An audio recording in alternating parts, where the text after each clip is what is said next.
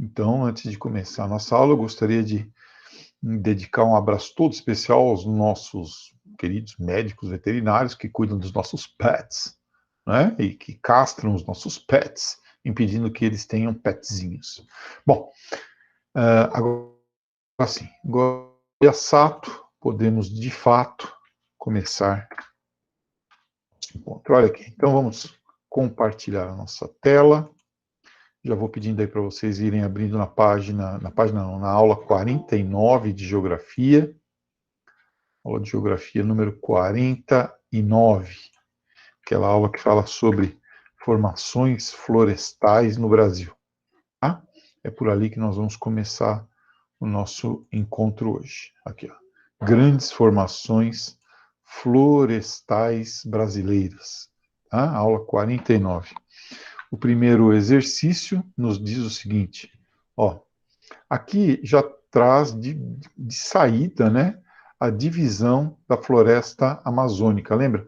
A floresta amazônica tem aquelas formas de alinhamento. Alinhamento vertical, que é o subbosque, bosque e dossel, e o alinhamento horizontal a partir do rio, né? Vamos chamar assim, que é mata de terra firme, aquela que nunca alaga, onde tem castanheira do Pará, por exemplo, onde tem guaraná.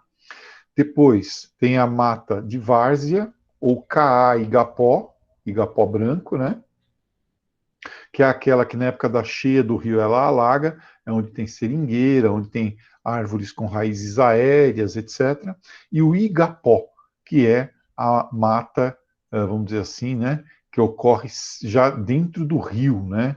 Onde tem aquela espécie vegetal famosa, a Vitória régia, tá? Que é um ecossistema completo, a Vitória régia, né? Ela, desde a produção da energia até os decompositores, tem tudo lá. Então, isso aqui é um alinhamento típico da floresta amazônica. Formações vegetais típicas deste bioma.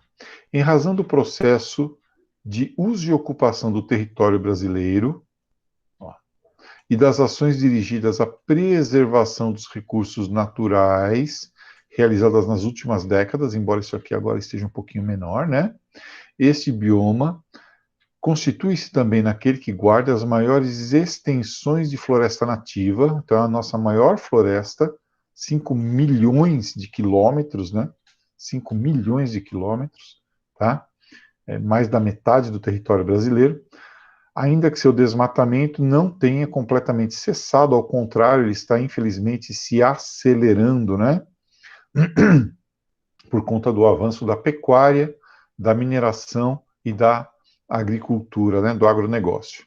Então, claramente, né? Já com o comecinho aqui da questão, a gente já saberia, né? Que é a alternativa I, né? O bioma amazônico, ok? E agora nós vamos para a próxima questão. Quem tiver alguma dúvida, por favor, se manifeste. Olha aqui, esse coitado aqui claramente é a Mata Atlântica, né? Olha aqui como que ele era em 1500, quando os portugueses chegaram aqui. Aí aqui já perde um espaço grande por conta da cana-de-açúcar, né? Depois vai perdendo cada vez mais espaço para as atividades industriais, agrícolas, econômicas, para a urbanização, até sobrar basicamente Serra do Mar, né?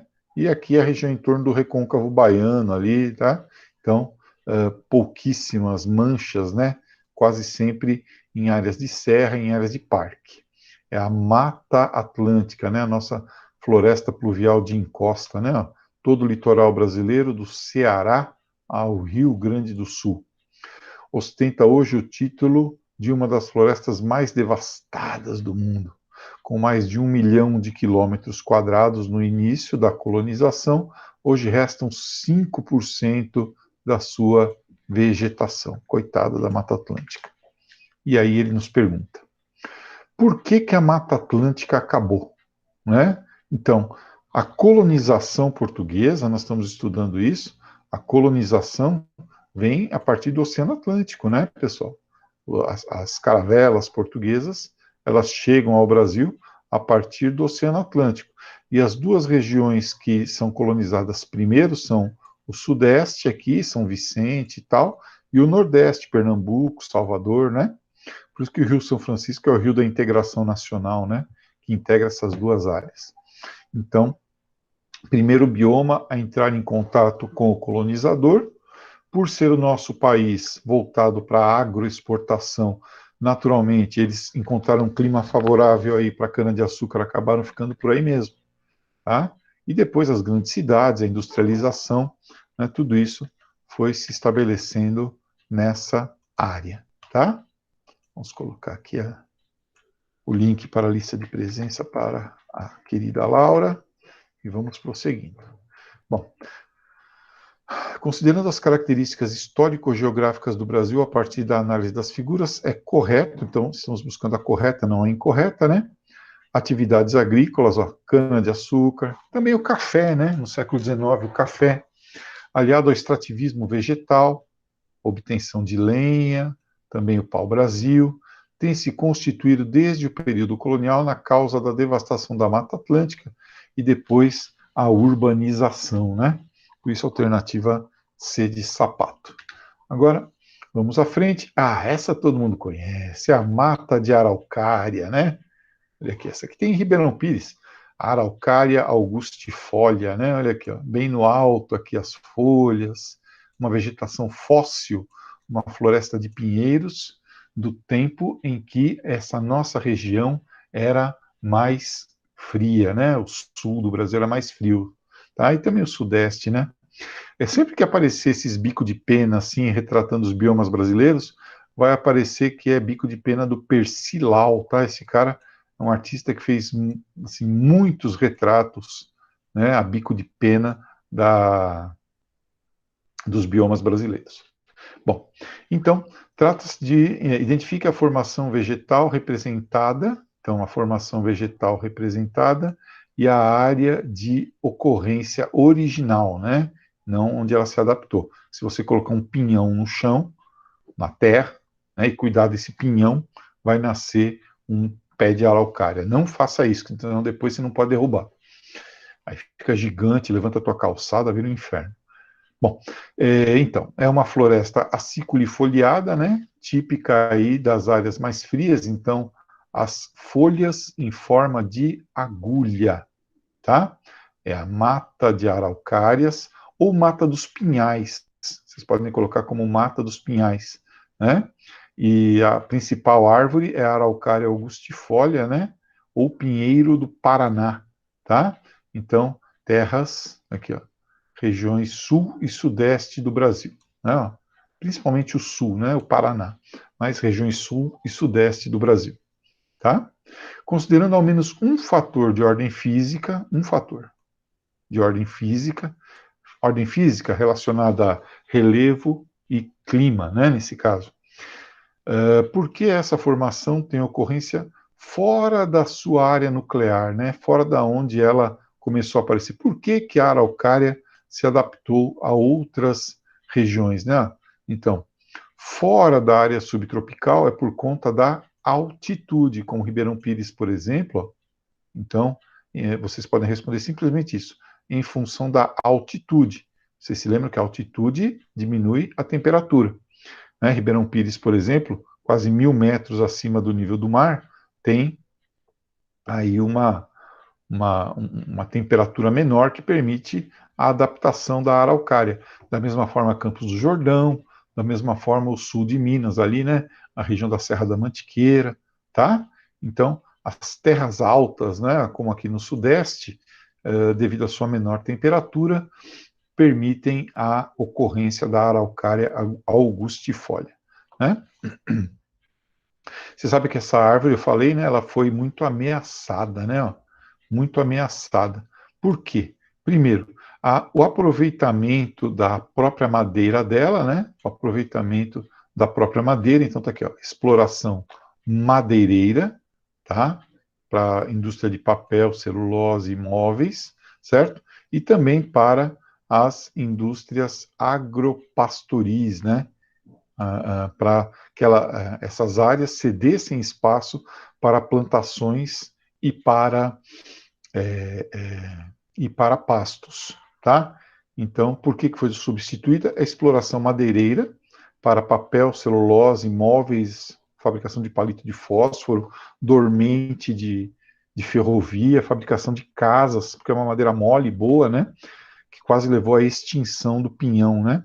E para que as terras onde tinha essa araucária cedessem lugar para cultivos, né? Para roças e pastos, ok? Então, por isso que essa vegetação quase desapareceu. Agora nós vamos para a aula número 50. Da aula 49, pessoal, alguma dúvida sobre as formações florestais?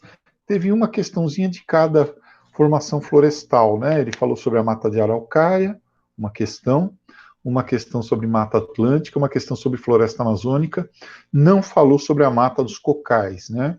Onde tem o babaçu, onde tem a carnaúba. Bem, então vamos para formações complexas. Olha lá. Analise os climogramas, né? Então lembra, a vegetação acompanha o clima. Analise os climogramas dos tipos climáticos do Brasil e as fotos das formações vegetais. Então, isso aqui, ó, só pelo lugar você já sabe que é clima equatorial, né? Amazônia, São Gabriel da Cachoeira, tá? Chove muito.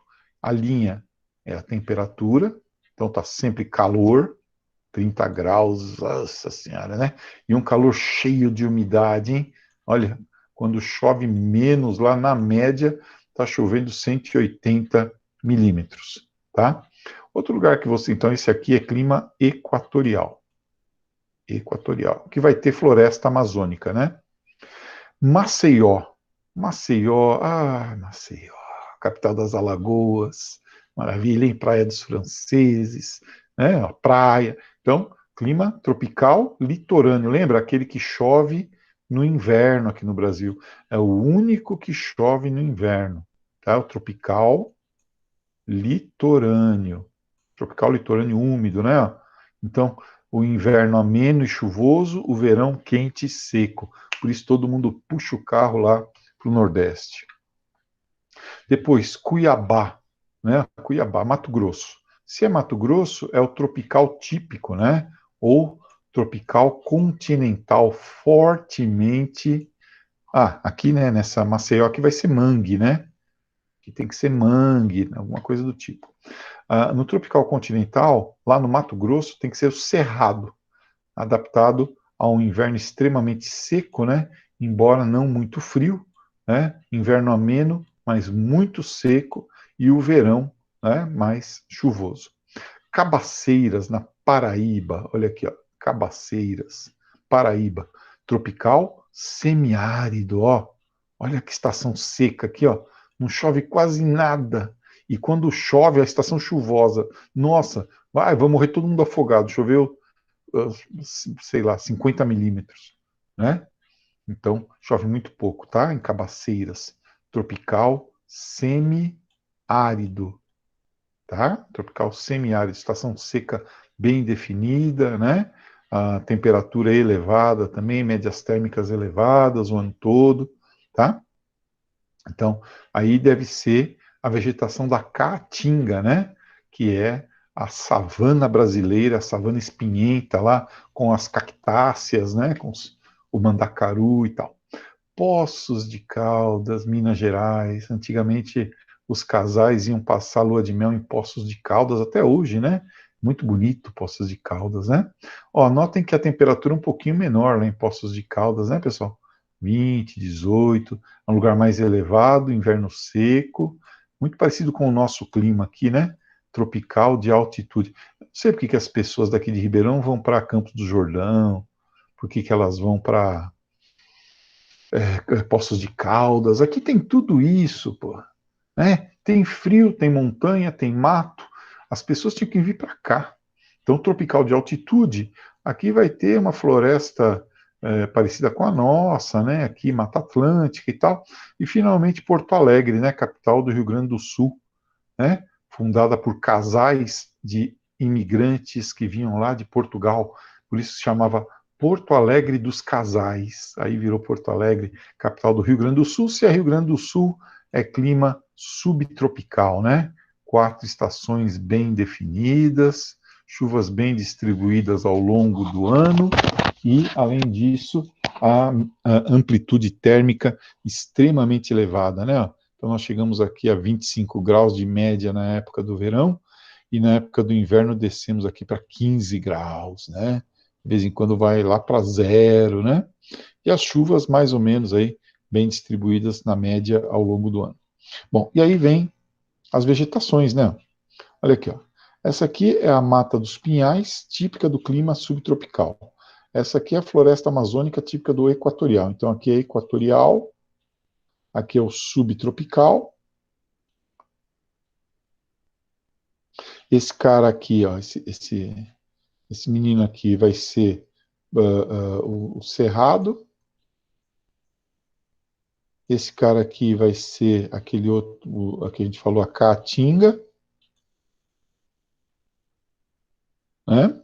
Aqui, ó, o Pampa Gaúcho, né? O Pampa, então aqui também é subtropical, lá do Rio Grande do Sul. E aqui é o mangue típico de Maceió, né? Que é o tropical litorâneo, né? Tá? Bom, identifique o climograma e a foto que representa o cerrado, tá? Então, o climograma do cerrado é esse aqui, ó, né? O climograma do cerrado é esse, tropical continental. É só lembrar que o cerrado é típico do centro-oeste, Mato Grosso, né? Cuiabá, capital do Mato Grosso. E o número, cadê? E o cerrado é da foto C, que nós havíamos falado aqui, né? Então, cerrado é o da foto C. Então, Cuiabá com o número 3, tá? E C com a foto do climograma. Por que eu sei que é cerrado? Ó, lembra? Árvores com tronco retorcido, né? Uma árvore distante da outra. Ainda tem um verdinho aqui, ó, aqui não, né? Aqui não tem tanto verde aqui em volta. Mata branca, caatinga, mata branca, tá? Então, esse aqui acaba sendo o cerrado. O clima, temperaturas elevadas o ano todo, chuvas concentradas no verão. A vegetação é arbustiva e herbácea. Aqui. Arbustiva, então não são árvores muito altas, né? Como na floresta amazônica, por exemplo. E herbácea é esse mato que fica no meio aqui, a famosa serrapilheira. Tá? Legal essa questão, gostei. Outra questão desse tipo, ó, oba, essa é daquelas que a gente associa a paisagem, né? A fotinha com a região. Muito legal. Então, já vamos direto para aquela que é fácil. Ó. Essa aqui é fácil. Isso aqui é Paraná. Então, se tiver algum número 2 aí com Paraná, é ele mesmo que nós vamos. Opa, olha ele aqui. Ó. Olha o Paraná aqui. Ó. Né? E nenhum outro tem Paraná. Ó. Tá vendo? Como número 2. Portanto, sem olhar mais nada, a gente já sabe que é essa. Ó. Professor, esse aqui ó, tem uma baía e uma enseada. Ó. Só pode ser o Pantanal, é mesmo. Professor, isso aqui é um cacto, Cacildes. Ora, se é um cacto, só pode ser a caatinga, interior do Nordeste. É, olha a Mata Atlântica, né? Olha, putz, aqui foi tirado em Rio Grande da Serra essa foto. Olha aqui, ó, né? Pteridófitas aqui, nós temos as bromélias, né? Que as nossas esposas e mães, né? No meu caso, esposa, no caso de vocês, mães, gostam tanto as bromélias e orquídeas, né? As pteridófitas. E, finalmente, aqui, né, foi o que sobrou, né, cerrado, árvores retorcidas, arbustos retorcidos, né, um longe do outro. Então, a correta aí é a C. Mata Atlântica, Araucária, Cerrado, Caatinga e Pantanal.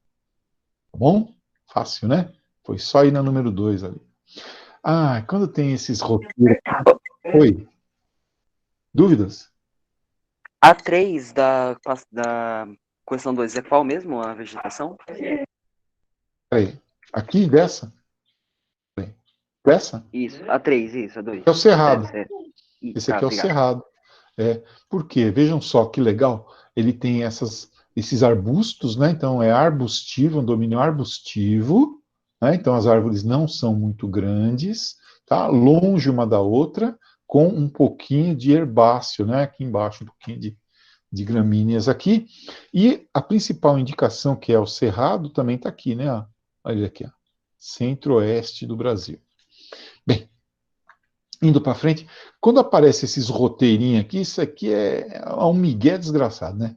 Ó, esse cara aqui, ele saiu daqui, um pesquisador, ele saiu andando igual um trouxa. Ó. Então, ele vai andar daqui, da floresta amazônica, professor, como você sabe que a floresta amazônica? Olha o Equador aqui, ó. Tem a floresta equatorial, né? Densa, latifoliada, perennifólia, heterogênea, tá? Aí ele vai passar, ó, então ele vai passar por aqui, vai entrar no cerrado, né? Aqui ele está andando aí pelo cerrado, certo? Depois ele vai andar um pouquinho mais pela Mata Atlântica, chegou aqui, ó, Trópico de Capricórnio, né? Ele vai entrar na zona subtropical da Mata de Araucárias. Então ele vai sair da Amazônia, que é um M. Aqui ele vai para Mata, desculpa, Mata nada, vai para o Cerrado, fazer um C aqui, ó. O Cerrado, tá? Depois ele vai passar por um pedacinho de Mata Atlântica e vai chegar na Mata dos Pinhais ou Mata de Araucária, tá bom? Floresta Amazônica, Cerrado, Mata Atlântica e Mata dos Pinhais. Esse número 2 aqui, ele vai no sentido mais ou menos inverso aqui, né? Então ele vai sair, ó, do sertão nordestino, onde tem a caatinga, clima semiárido, né? Depois ele vai passar por um pedacinho de cerrado que tem aqui, ó. Depois ele vai passar por um outro pedacinho que é a Mata dos Cocais e finalmente vai chegar na Amazônia, né? Ó, Caatinga, Cerrado, Mata dos Cocais e Amazônia. Bem, 2 pesquisadores percorreram os trechos marcados no mapa. A tarefa deles foi analisar ecossistemas e, se encontrassem problemas, relatar e propor medidas. A seguir são reproduzidos trechos aleatórios dos relatórios deles, tá? Então vamos lá os trechos do diário de campo deles. Vamos lá. Um deles escreveu lá: por causa da diminuição drástica das espécies vegetais desse ecossistema, como, os pinheiros, se é pinheiro, é mata de araucária. Se é pinheiro no Brasil, é mata de araucária. A gralha azul, que vive basicamente de comer pinhão e disseminar pinhão por aí, está ameaçada de extinção. Então, eu já sei que o trecho número 1 é mata de araucária. Vamos ver se tem aqui, ó. Só tem essa com mata de araucária, né? Pronto. Pinheiro, no Brasil, já era, tá? Depois, número 2. Troncos tortuosos. Ele está falando do cerrado, né? Casca grossa, tudo isso para resistir aos incêndios, né? Só que essas coisas estão sendo, essa madeira, né, está sendo utilizada em carvoaria e depois o campo está sendo utilizado para o agronegócio. Cerrado. Aí o outro passou lá pela pesquisador, esse aqui o 1, né, que foi do norte para o sul. Agora, esse aqui que foi do nordeste para o norte. Lembra? Ele saiu, vamos ver de novo, ó. Ele sai, o 2, né? Esse 2 aqui, ele percorreu um trechinho menor, é melhor a gente olhar de novo. Ó, vamos ver esse 2 aqui. O 2, ele sai da Caatinga, ele sai aqui da Caatinga, no sertão, passa pelo Cerrado, passa pela Mata dos Cocais e vai para a Amazônia. Tá? Então vamos lá. Das palmeiras, ó, substâncias importantes para a economia regional. Então, quais são as substâncias? Lembra? O babaçu é a árvore da vida, a raiz para remédio, o tronco para a construção civil, a palha, isso aqui é palha, para cobrir casas e fazer cestos, e o coquinho dele, né, o coquilho, é utilizado para obtenção de óleo, né? Óleo de babaçu, que é óleo de babaçu, que é utilizado para obtenção de óleos ligados à indústria de perfumaria, né? Fazer sabão, tá? Então é isso. Apesar da... Então é a mata dos cocais, babaçu e carnaúba. A carnaúba, lembra a cera dela, né? A cera da folha aproveitada para fazer lustramóveis, né? Passar nos móveis, dar brilho, também no chão, né? Também nos carros. cera de carnaúba. Bem, apesar da aridez da região, falou em aridez, sertão nordestino, né? Tropical semiárido, caatinga, olha lá, né? Em que encontramos plantas espinhosas, que tem o xeromorfismo, né, que é a adaptação ao clima seco, lembra? Raiz profunda, tronco e galho coletor, espinho, né, que é a folha em forma de agulha. Tá? Não se pode desprezar a sua biodiversidade, de fato não, né? Tem um papel importante, inclusive, no sequestro do carbono, a caatinga. Alternativa B, né? Isso aqui é legal, essa questão, né? Para a gente tirar bastante conclusão. Essa também é legal, ó. Olha aqui, ó. É um entusiasmo, desculpa, gente. Olha aqui, isso aqui, ó. Isso aqui são raízes de sustentação, raízes aéreas que sustentam essas árvores aqui, ó. Tá vendo? E os caras navegando aqui, ó. Melhor meio, né? Já pensou você ter que andar aqui no meio desse emaranhado de raízes? Você ia se lascar, né? Então, claramente, nós estamos falando de um ecossistema fluviomarinho, né? Entre o mar e o rio. Estamos falando do mangue, né? Vamos lá.